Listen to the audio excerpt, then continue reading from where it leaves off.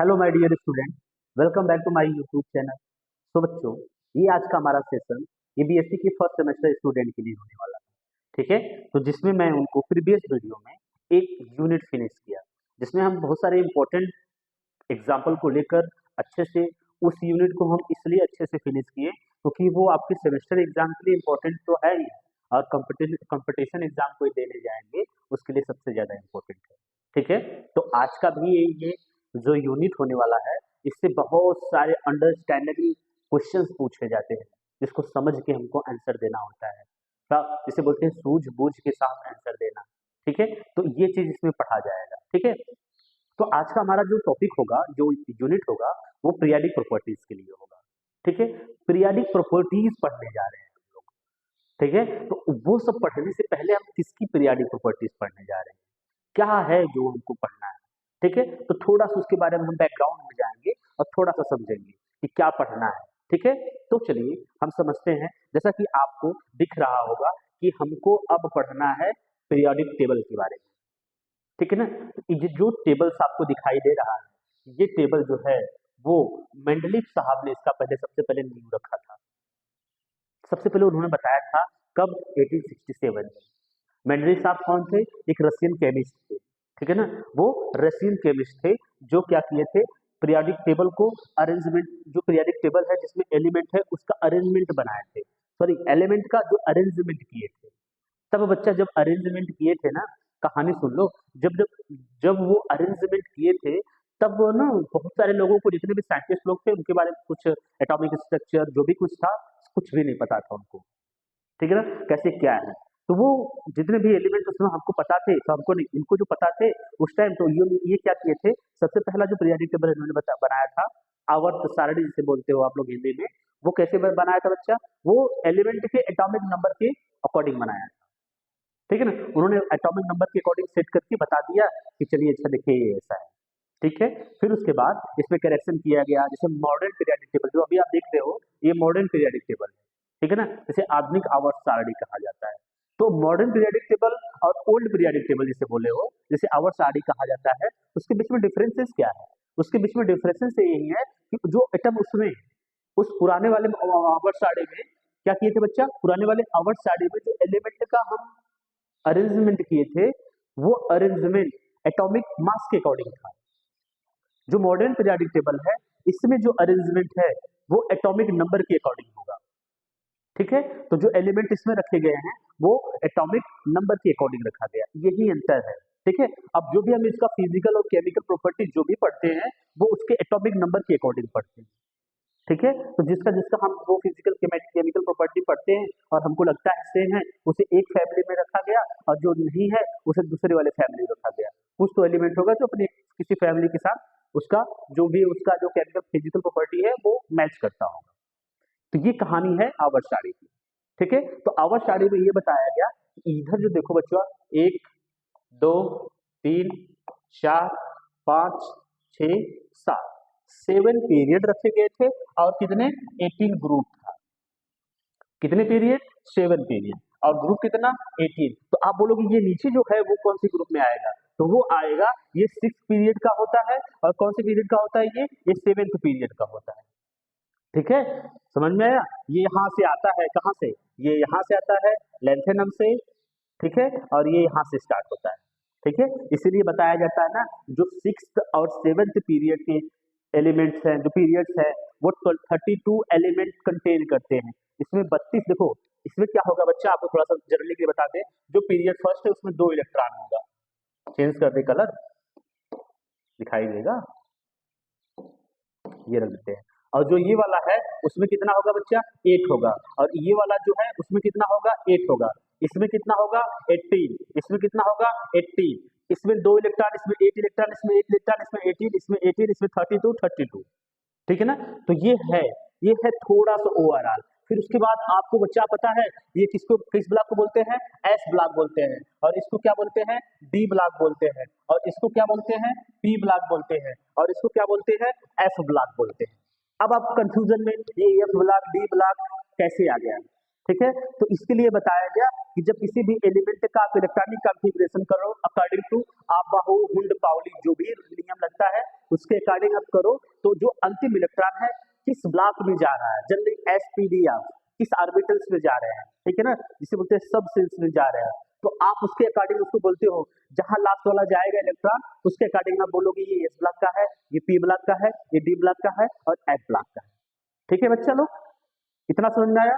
चलिए, जो S block है, जो एस ब्लॉक है उसका आउटर इलेक्ट्रॉनिक कॉन्फ़िगरेशन जो होता है वो क्या होता है, NS1 होता है, वन, या फिर आप लिखो ऐसा लिखो कि हाँ NS1 या NS2, इसका एस ब्लॉक वाले का 0 से और 1 से लेके 2 तक 0 नहीं होता है इसका। ठीक है, अब देखो, अब पी ब्लॉक का आउटर इलेक्ट्रॉनिक कॉन्फ़िगरेशन हमको करना है, पी ब्लॉक वाला क्या होगा बच्चा, NS2, ठीक है, NP1 to 6 यही भरा जाता है। ठीक है, और फिर उसके बाद अगर आपको किसका करना होगा, डी का करना होगा, किसका करना होगा बच्चा, डी का करना होगा ना, तो डी के लिए देखो, हाँ डी के लिए देखो क्या हो जाएगा बच्चा, NS2, ओ गॉड, NS2 फिर N-1 इंटू डी, यहां से क्या होगा 1 to 10 होगा। ठीक है, ये होगा आउटर इलेक्ट्रॉनिक कॉन्फ़िगरेशन। अगर यहाँ पे देखो 4 होगा तो यहाँ पे 3 आएगा, 5 होगा तो क्या होगा 4 आएगा। ये फर्स्ट ट्रांजिशन सीरीज के लिए जब 4 रखोगे तो यहाँ पे क्या होगा, 5 रखोगे तो सेकेंड ट्रांजिशन सीरीज के लिए, 6 रखोगे तो क्या वो थर्ड ट्रांजिशन सीरीज के लिए होगा। अब हमको करना है एफ ब्लॉक का, किसका करना है बच्चा, एफ ब्लॉक का। एफ ब्लॉक का आउटर इलेक्ट्रॉनिक कॉन्फ़िगरेशन कैसे लिखा जाता है, चलो देखो, अरे यहाँ पे बच्चा ना सॉरी यहाँ पे क्या होगा, 0 से लेकर क्या होगा 2 तक होगा, 0 या फिर आप ऐसा रखो कि 1 कर दो, हाँ 1 सेकेंड बच्चा लोग, 1 सेकेंड, यहाँ से क्या हो जाएगा बच्चा 1 to 2। कोई इसमें होता है ना एक्सेप्शनल होता है जो रूल को फॉलो नहीं करता है, उसके लिए हम इनको भूल रहे थे, बताओ हम एक्सेप्शनल को भूल जा रहे हैं। देखो NS2, यहाँ NS2 कंप्लीट भरा रहेगा, इसमें 0 की बात नहीं की जाती है। फिर उसके बाद आता है N-1 इंटू डी, जो क्या होता है वो 0 से लेकर कितना तक होता है बच्चा, 1 तक होता है। ठीक है, अब चलो फिर उसके बाद क्या आएगा, N-2 इंटू एफ, एफ में जो इलेक्ट्रॉन भरा जाएगा वो 0 से लेकर 14 तक भरा जाता है। ठीक है, या फिर आप जनरली ऐसा लिखो आप कि 1 से लेकर 14 तक इलेक्ट्रॉन भरा जाता है। ये है outer electronic configurations of S block, P block, D block, F block. ठीक है, तो हट जाते हैं, आप इसका वो कर लीजिए, लिख लीजिए।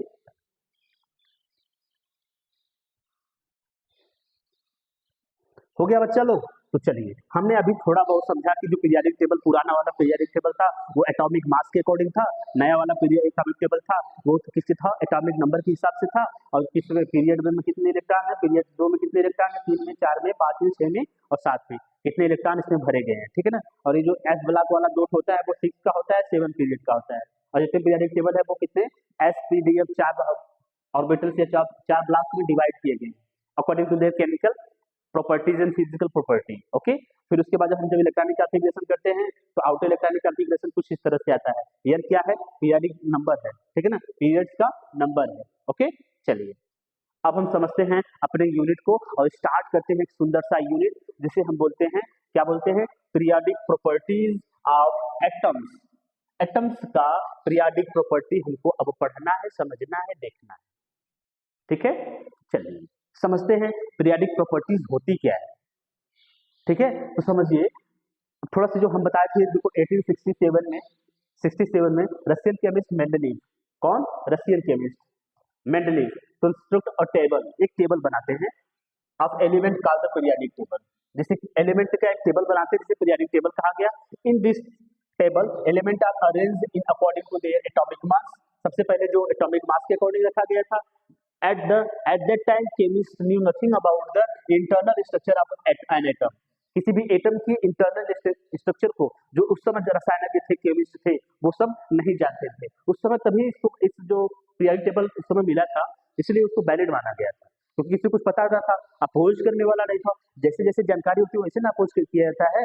चलिए अब देखो, according to modern periodic table, modern जो मॉडर्न लॉ है उसके अकॉर्डिंग देखो, the physical and chemical properties of element, physical and chemical property of element are periodic function, are periodic functions of their atomic number.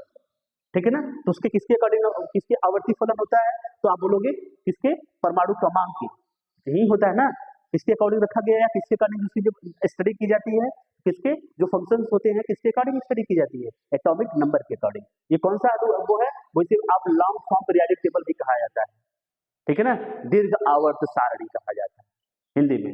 ठीक है, modern periodic table consist 18 group, no doubt, 7 period मैंने बताया, also consist S block, P block, D block and F block.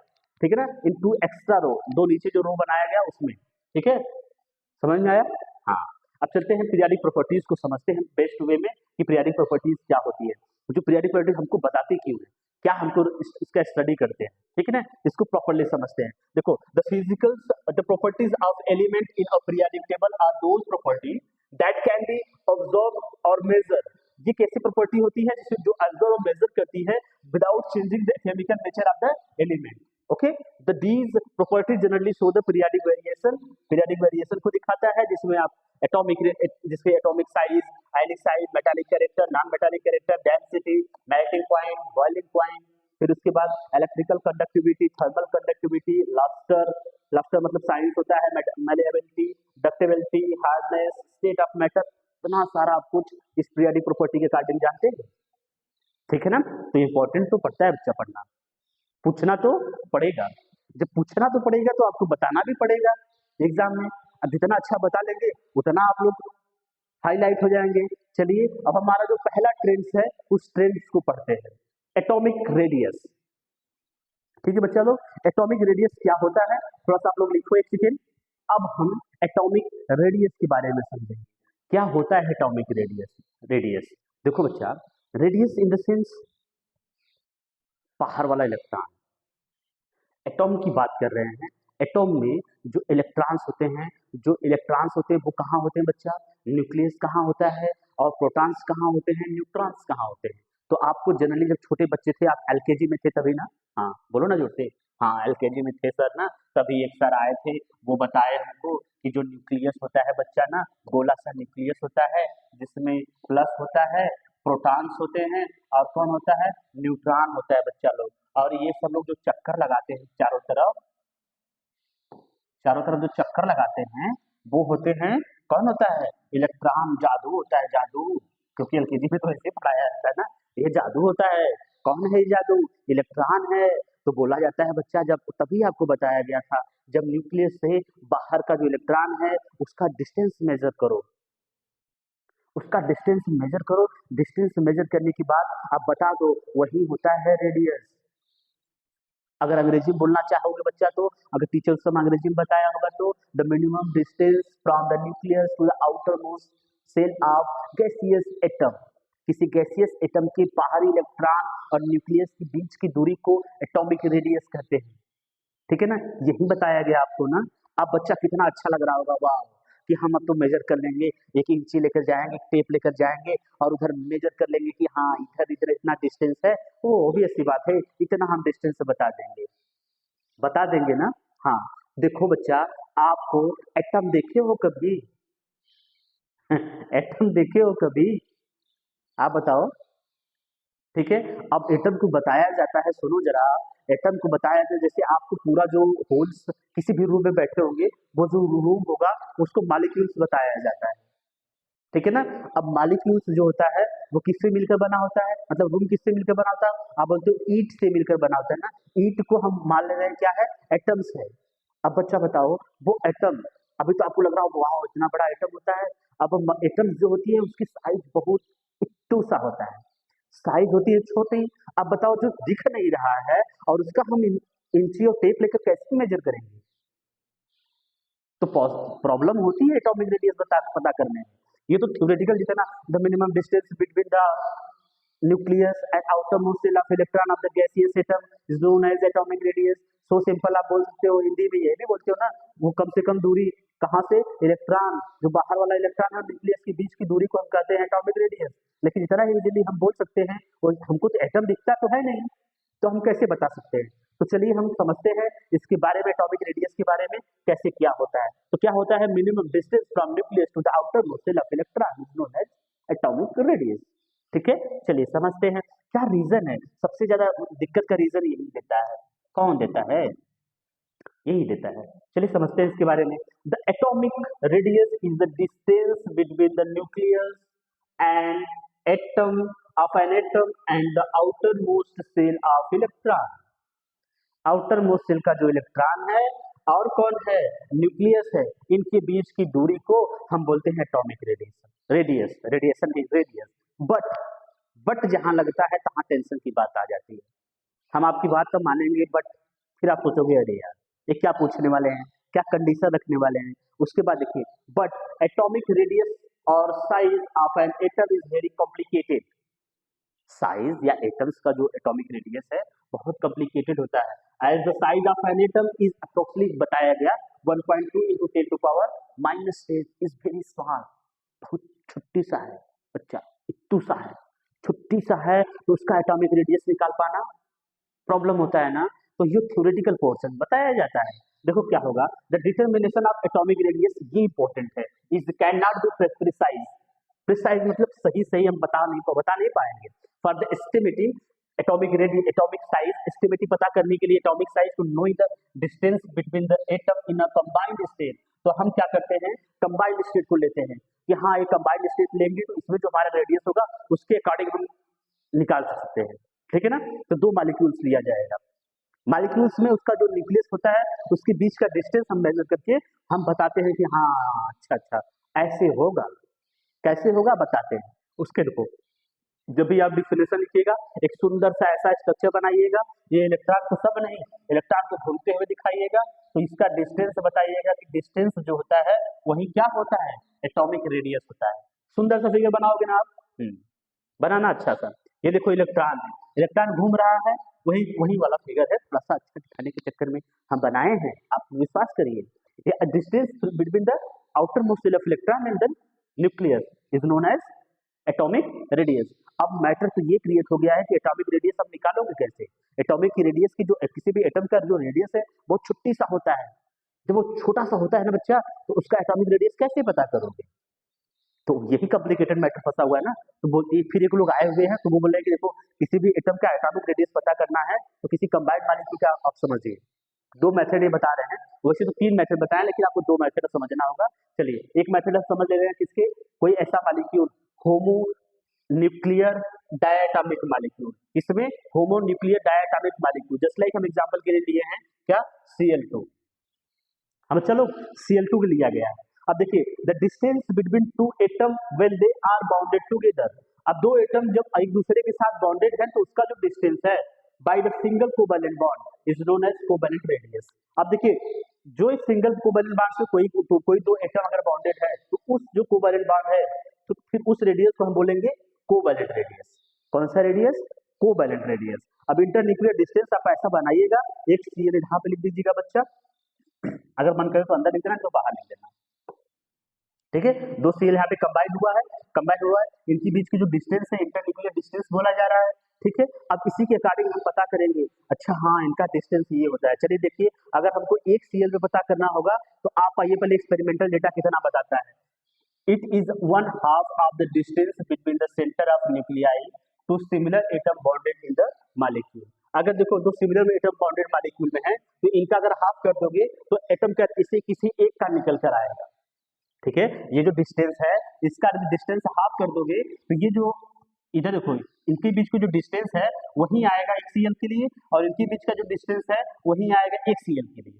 तो ये इनका idea बुरा नहीं था बच्चा, इनका जो आइडिया था वो बुरा नहीं था। लेकिन अभी बताएंगे क्या प्रॉब्लम आ गई थी इनके साथ। In a chlorine molecule internuclear distance between two chlorine atom is experimentally determined. Experiment से पता लगा कि कितना होता है, 198 pm होता है। ठीक है ना, 198 pm होता है। तो किसी एक क्लोरीन पे हमें पता करना होगा तो 99 होगा।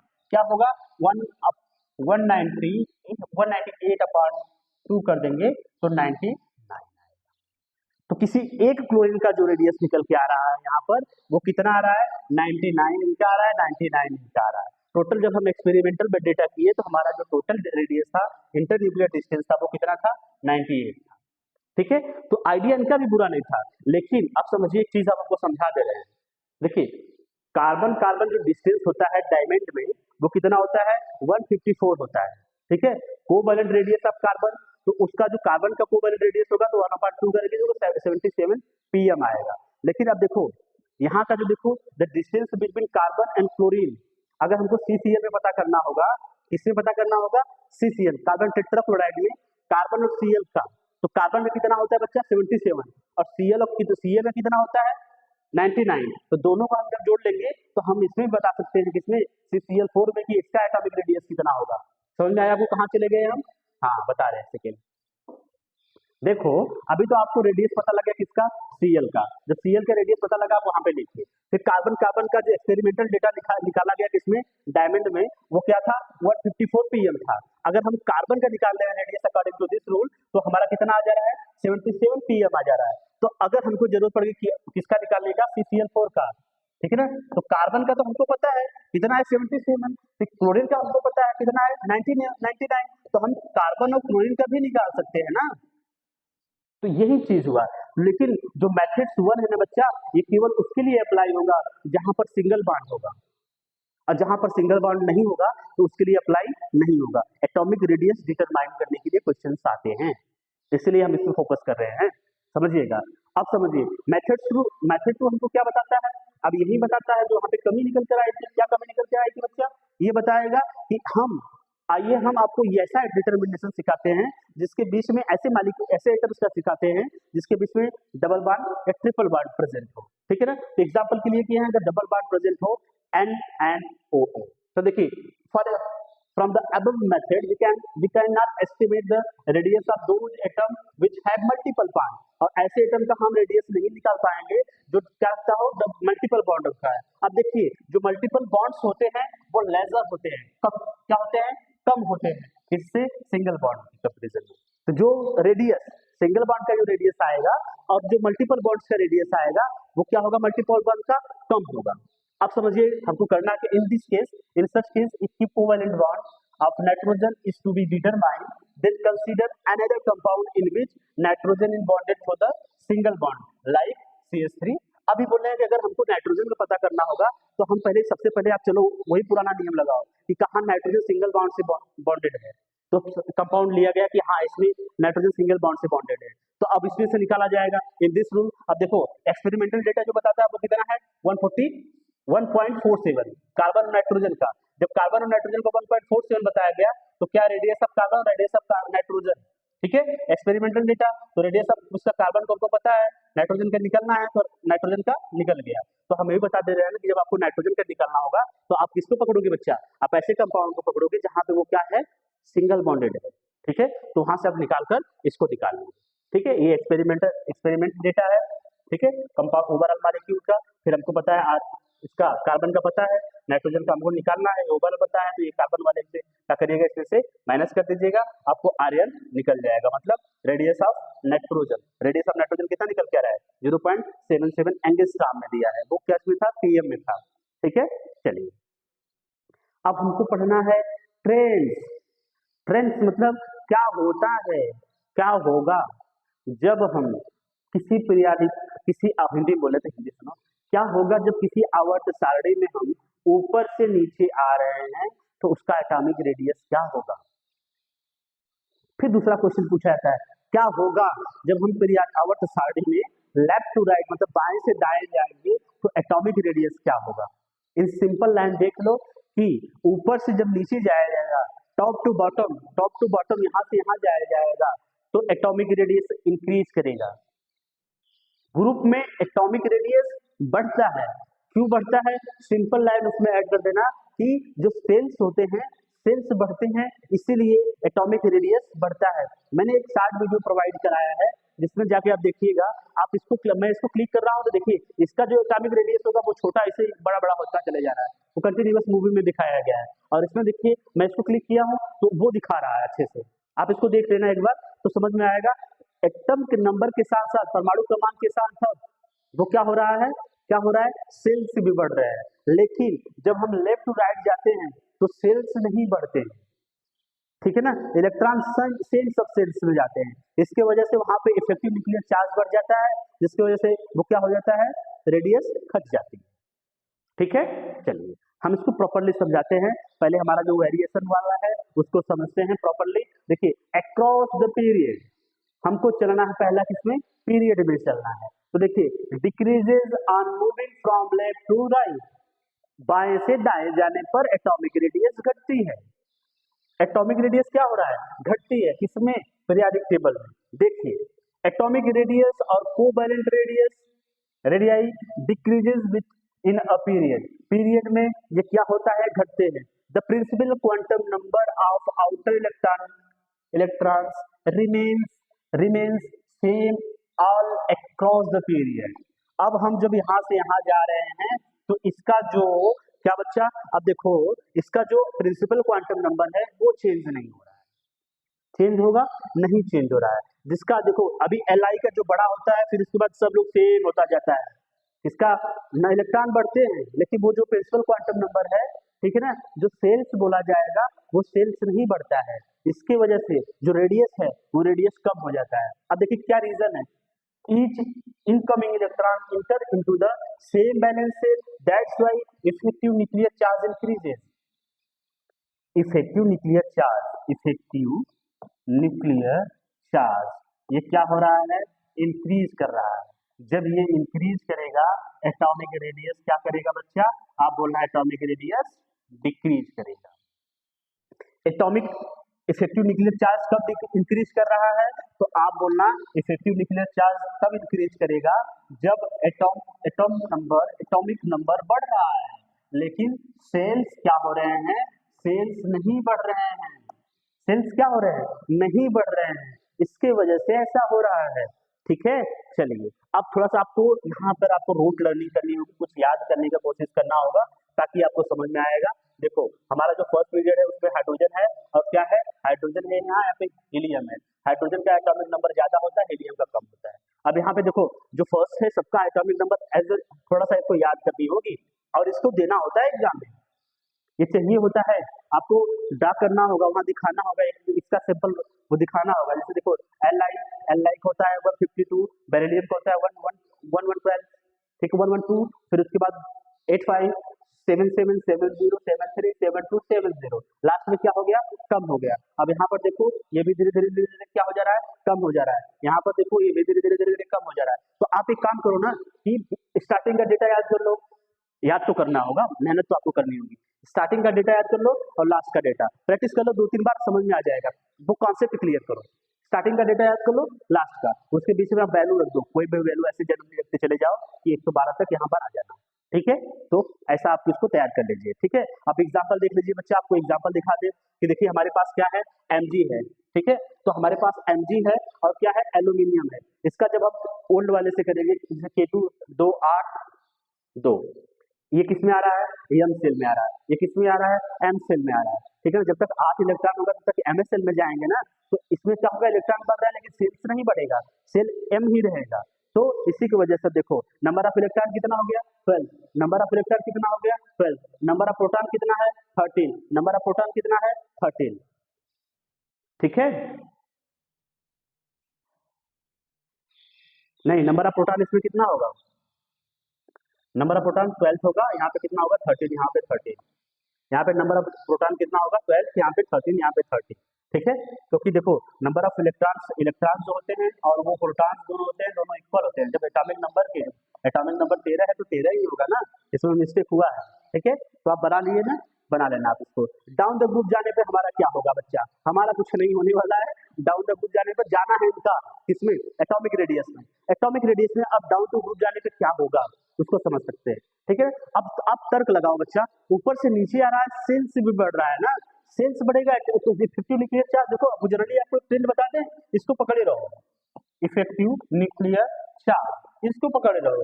अगर ऊपर से नीचे आ रहे हैं इलेक्ट्रॉन बढ़ रहा है, जब इलेक्ट्रॉन बढ़ेगा जो इफेक्टिव न्यूक्लियर चार्ज है, सेल्स भी बढ़ रहा है, तो इफेक्टिव न्यूक्लियर चार्ज क्या होगा, कम होगा।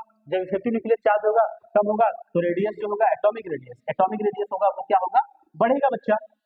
ठीक है ना, इसको पकड़े रहो, इसको पकड़ोगे बहुत सारा काम हो जाएगा अपना।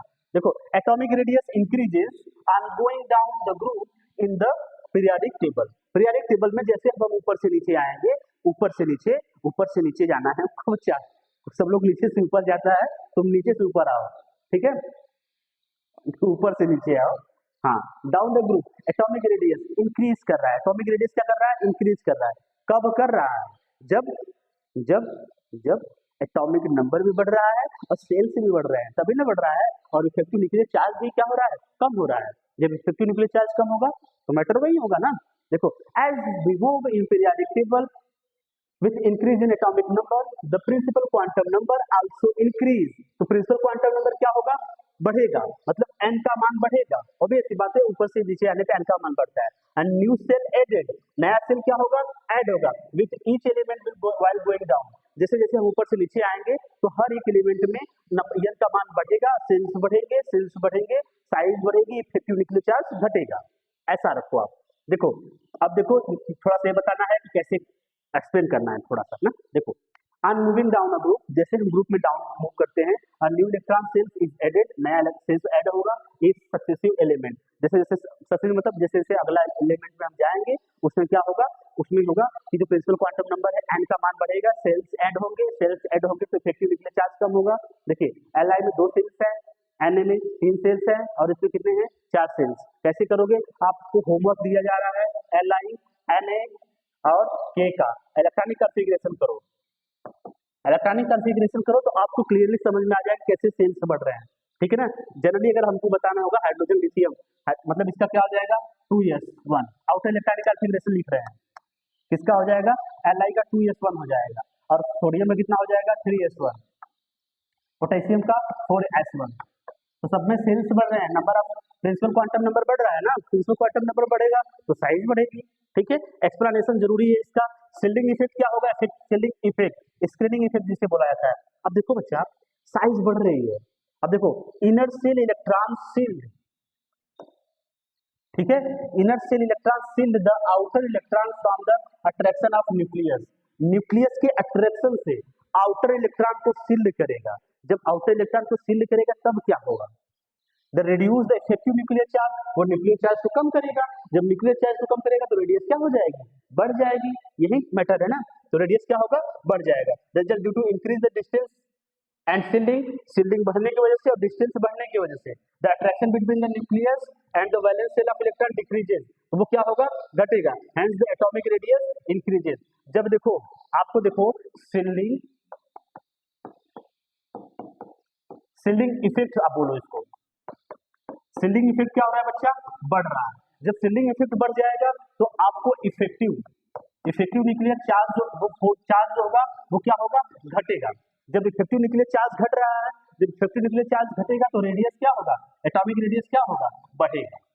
एक कॉन्सेप्ट आप बना के रखो, ठीक है, इतना कॉन्सेप्ट आप बना के रखो। चलिए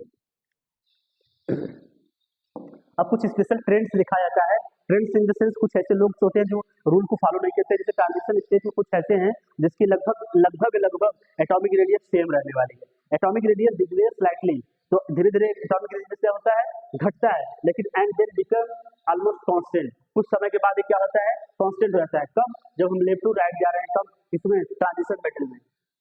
ठीक है, ट्रांजिशन मेटल में जो हम लेफ्ट टू राइट जाएंगे तो वो धीरे धीरे घटता है, लेकिन कुछ लोगों का क्या हो, ऑलमोस्ट सेम हो जाता है। जैसे क्रोमियम के पास इसका एटॉमिक नंबर धीरे धीरे सबका सेम 117 116, तो बहुत खास पता नहीं चलने वाला है इसका। देखो as move across the element are added n-1 into day cell while nuclear charge increases, तो न्यूक्लियर चार्ज क्या हो रहा है, बढ़ रहा है, प्रॉपर्ली शील्ड, और जो क्या करेगा, शील्ड करेगा electron from the nucleus, hence the nuclear attraction increases, nuclear attraction increase करेगा, पुलिंग द इलेक्ट्रॉन क्लोजर, और इलेक्ट्रॉन को अपनी तरफ खींचेगा। But the middle of series in the sense scandium, chromium, scandium तो शुरुआत है, स्कैंडियम का होता है 162, क्रोमियम का होता है 128, निकिल का होता है 125, इसका होता है 128। ये जो देख रहे हो बच्चा ना, ये सब नियरली से, अब एक दो कितना आप वैल्यू करोगे, एक दो वैल्यू से आपको एग्जैक्टली पता लगने वाला नहीं है। कि अब लगेगा कि हाँ इसका जो वो साइज है वो नियरली क्या है, कांस्टेंट है, ना ही बढ़ रहा है ना ही घट रहा है। ठीक है। जो हमारा नेक्स्ट टर्म है वो क्या है, लेंथ एंड हाइट सीरीज में। लेंथ एंड हाइट सीरीज भी क्या कहती है कि जैसे हम लेफ्ट टू राइट जाते हैं तो हमारा रेडियस जो होता है वो घट जाता है। रेडियस क्या होगा, धीरे धीरे धीरे धीरे घटता जाता है। रीजन क्यों है, क्योंकि लेंथ एंड हाइट कंट्रैक्शन पाया जाता है। लेंथ एंड हाइट कंट्रैक्शन में हमने आपको 5th सेमेस्टर में एक छोटा सा वीडियो बना के डाला हुआ है, वहां पे आप पढ़ लीजिएगा। ठीक है, आइए हम यहाँ भी समझा दे रहे हैं। देखिए, जो लेंथ एंड हाइट कंट्रैक्शन होता है इसमें एक चीज होती है कि जो इलेक्ट्रॉन्स होते हैं, नंबर ऑफ इलेक्ट्रॉन बढ़ते जाते हैं। तो नंबर ऑफ इलेक्ट्रॉन बढ़ता जाएगा तो ये फील्डिंग जो कैपेबिलिटी है वो बढ़ती जाएगी। तो जो अट्रैक्शन फोर्स लगाता है कौन, आउटर इलेक्ट्रॉन पर, ये क्या हो जाता है, ये क्या हो जाता है, कम ही नहीं होता है। देखो वो एफ वाला होता है ना बच्चे, आपको देखो अंदर होता है एफ, फिर होता है डी, फिर होता है एस, एस होता है बाहर। ठीक है, तो सबसे ज्यादा रोकने की जो क्षमता होती है, वो फोर्स जो इसका अट्रैक्शन फोर्स रोकने की जो क्षमता होती है वो सल्फर का नहीं बच्चा, एस का ज्यादा होता है, फिर किसका होता है, पी का, फिर एफ का। लेकिन एफ पहले आ गया तो इसका कम होता है। ठीक है ना, ये क्या होता है, जैसे देखो एक, आप ऐसा समझो ना, ये जो मैं बना रहा हूँ ये सील्डिंग जो होती है, एक आप ऐसा सोचो कि एक कवच होता है। ठीक है, वो कवच क्या करता है, इसकी फोर्स से बाहर वाले इलेक्ट्रॉन को बचाता है। ठीक है ना, तो ये जो कवच है बाहर वाले फोर्स, इसकी फोर्स से बाहर वाले इलेक्ट्रॉन को बचा रहा है। तो बचा क्या रहा है कि वो इलेक्ट्रॉन को इधर आने नहीं दे रहा है। लेकिन जो एफ वाला बचाएगा कहाँ से, क्यों नहीं बचा पा रहा है, क्योंकि एफ कमजोर होता है। इसका जो कवच बनाया था वो कमजोर होता है। जब इसका जो कवच कमजोर होता है तो ये बाहर वाले इलेक्ट्रॉन को अपनी तरफ खींच लेगा ना, तो अपनी तरफ खींच लेगा। जब खींच लेगा तो जो साइज होगी वो साइज क्या हो जाएगा, छोटा हो जाएगा। तो कहीं ना कहीं जो कंट्रैक्शन होता है वो शील्डिंग पे डिपेंड करता है। ठीक है, चलिए, तो हमको ये समझ में आ रहा है कि जो एटॉमिक रेडियस है इसका, एटॉमिक रेडियस इसका घटता है। किसका घटता है, किसका टिपा गया,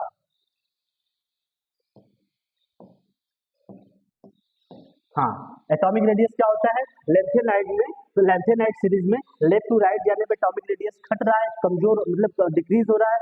क्यों हो रहा है, तो आपको बताया जाएगा क्यों हो रहा है, due to lanthanide actinide contraction में, दोनों सीरीज के लिए फॉलो होगा। तो लेंथेनाइड एक्टिनाइड कंट्रैक्शन क्या होते हैं, ये वो होते हैं, देखिए जिसमें क्या होता है, न्यूक्लियस बाहर वाले इलेक्ट्रॉन को फोर्स करके अंदर खींचता है।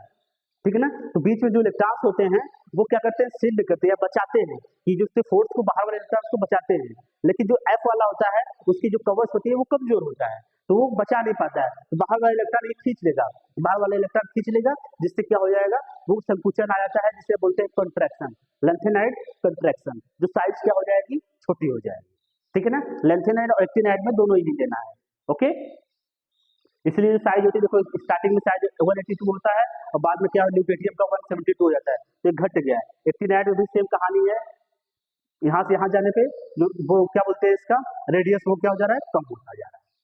ठीक है, समझ में आया। अब चलिए हमारा आयनिक रेडियाई के बारे में पढ़ते हैं। ये आयनिक रेडियाई होती क्या है, देखो बच्चा, आयनिक कंपाउंड बनता कब है, कोई एटम है ए है, वो आयंस बना कैसे रहा है, कैसे आयन में कन्वर्ट हो गया। वहां आयन में कन्वर्ट होने के लिए दो पॉसिबिलिटीज है, वो कौन सी पॉसिबिलिटीज है आपको समझाते हैं। अगर एटम एटम किसी से इलेक्ट्रॉन लिया, सोचिए, अच्छा इसके पास लेट अस सपोज, आपको दो टर्म में रुक जाइए, थोड़ा सा बताते हैं, एक सेकेंड। एटम ए है, ठीक है, ये एटम की जो साइज है, मान रहे हैं कि हमारे जो एटम की साइज है वो कुछ इस तरह से है, कैसी है, ठीक है। तो हमारा जो एटम की साइज है कुछ इस तरह है। अब ये एटम क्या किया, बिना घर वाले को बताए हुए और किसी से पैसा ले लिया, इलेक्ट्रॉन ले लिया। जब इलेक्ट्रॉन ले रहा है तो अब इसकी जो साइज है वो साइज कैसा हो गया,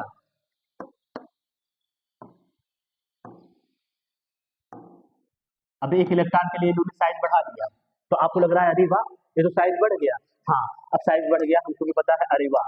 अब देखो इसको, दूसरा देखो आप, किसको, एटम, उसी एटम ए को, अब बाहर वाले इलेक्ट्रॉन को अभी किसी को दे दिया, बताया नहीं कि इलेक्ट्रॉन दे दिया, मतलब क्या करना है, इसको प्लस लगाओ, इलेक्ट्रॉन दे दिया है, ये समझ में आ रहा है ना, इलेक्ट्रॉन दिया है। अब देखो किसी को बताया नहीं, तो जो साइज होगी वो इसकी साइज ये आ जा रही है। ठीक है, तो जो आयंस बनते हैं, तो कौन बनता है, आयन। जो आयन कैसे बनते हैं, तो आप बताते हो, कोई एक एटम होता है, गैसियस एटम होता है, वो या तो इलेक्ट्रॉन को लेकर या तो इलेक्ट्रॉन को देकर आयन में कन्वर्ट होता है, यही ना होता है ना। तो देखो इलेक्ट्रॉन अगर देता है तो उसके ऊपर प्लस चार्ज होता है, तो जो इलेक्ट्रॉन दे रहा है तो उसका जो रेडियस है बच्चा, रेडियस कहाँ गया, एक सेकेंड आ जाएगा, हाँ अभी देखो हमको जो इलेक्ट्रॉन ऐसा है, तो इन्होंने इलेक्ट्रॉन दे दिया, तो इसकी देखो रेडियस क्या हो जा रही है, घट जा रही है, इसका जो रेडियस हो जा रहा है क्या हो जा रहा है, बढ़ जा रहा है। तो आपको समझ में आ रहा है, और नेगेटिव वाला जो होता है ना उसकी रेडियस क्या होती है, इंक्रीज कर जाती है, और जो पॉजिटिव वाला होता है ना उसकी रेडियस क्या होती है, डिक्रीज जाती है। क्यों हो जाती है, क्योंकि इन्होंने इलेक्ट्रॉन दे दिया। क्यों कम हो जाती है, मतलब ज्यादा होता है तो इन्होंने इलेक्ट्रॉन ले लिया। समझ में आया? तो चलते हैं आयंस के बारे में डिस्कस करते हैं, थोड़ा सा प्रॉपर्ली डिस्कस करते हैं क्या होता है, आयंस को कैसे पढ़ा जाता है। ठीक है ना, देखिए the ionic radius is effective distance from the nucleus of an ion to the outermost shell of electron in that ion.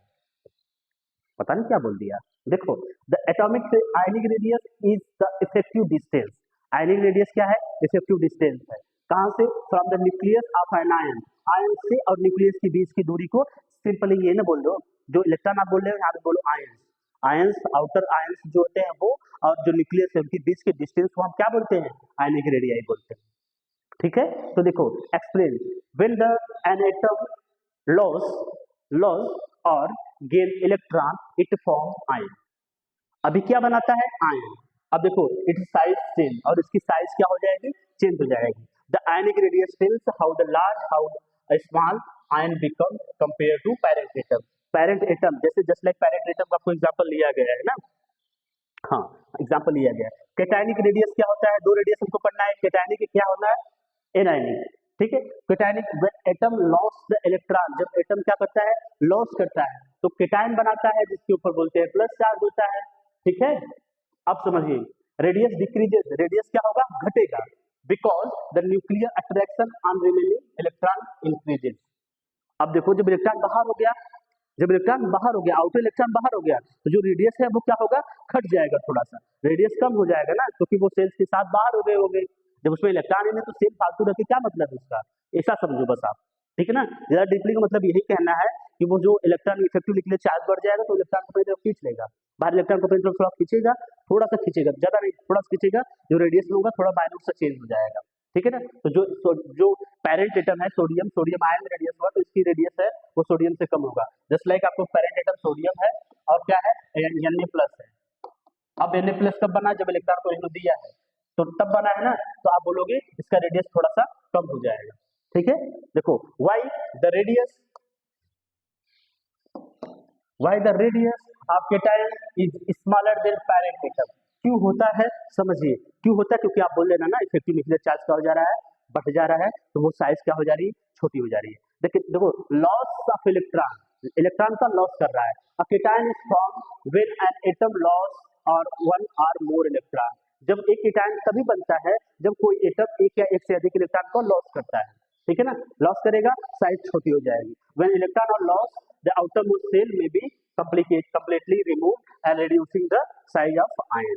ठीक है ना, आउटरमोस्ट शेल इलेक्ट्रॉन कंप्लीट निकल जाएगा जिससे साइज क्या हो जाएगा, रिड्यूस हो जाएगा। ठीक है, चलिए डिक्रीज इन इलेक्ट्रॉन रिपल्सन, दूसरा टर्म क्या है, और उनके बीच में जो इलेक्ट्रॉन रिपल्सन है वो डिक्रीज हो जाएगा, और वो उसे क्या कर देगा, वो क्लोजर नजदीक खींच लेगा। अब देखो थर्ड वन क्या है, इसमें एक्सप्लेन करने के लिए इफेक्टिव न्यूक्लियर चार्ज बढ़ जा रहा है, जब इफेक्टिव न्यूक्लियर चार्ज बढ़ जाएगा एटॉमिक रेडियस घट जाएगा। ठीक है, चलिए नेक्स्ट समझ लीजिए एनायनिक रेडियस। एनायनिक रेडियस क्या होता है, आप वही वापस वाला रिटर्न कर लीजिएगा। जब कोई एलिमेंट, जब कोई एटम्स इलेक्ट्रॉन को लेगा, जब इलेक्ट्रॉन को लेगा, सपोज जो सोडियम है वो सोडियम इलेक्ट्रॉन को ले रहा है, जब इलेक्ट्रॉन को ले लेगा तो उसकी साइज बढ़ जाएगी, थोड़ी सी साइज को माइन्यूट सा चेंज होगा लेकिन बढ़ जाएगी। When the an atom gains electron, जब एटम्स क्या करता है, इलेक्ट्रॉन को लेता है, इट फॉर्म एनायन, और क्या बनाएगा, anion. The radius increases because the electron repulsion increases. ठीक है, तो इलेक्ट्रॉन रिपल्सन बढ़ जाएगा और इनके बीच में जो वो रेडियस क्या हो जाएगा, बढ़ जाएगा। Cl और Cl माइनस, ठीक है, Cl का जो Cl है माइनस है उसका रेडियस बढ़ जाएगा, क्यों, क्योंकि वो इन्होंने इलेक्ट्रॉन ले लिया है। Why the radius of anion larger than parent atom, इसको एक्सप्लेन करते हैं। गेन ऑफ इलेक्ट्रॉन, वो इलेक्ट्रॉन ले रहे हैं, जब इलेक्ट्रॉन लेंगे तो वो क्या हो जाएगा, थोड़ी सी साइज तो बढ़ जाएगी। Addition of extra electron increase the total number of electron in outermost shell.